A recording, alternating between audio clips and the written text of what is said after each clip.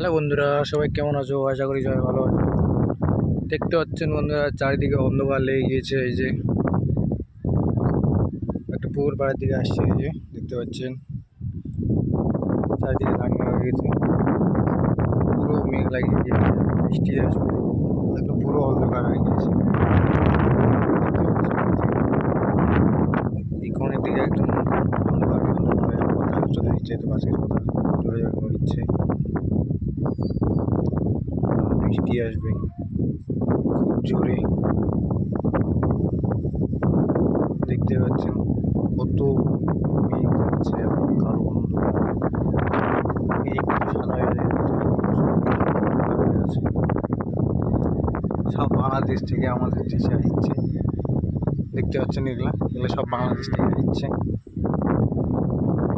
তো ঠিক আছে বন্ধুরা, দেখা যাক কখন বৃষ্টি ছাড়ে।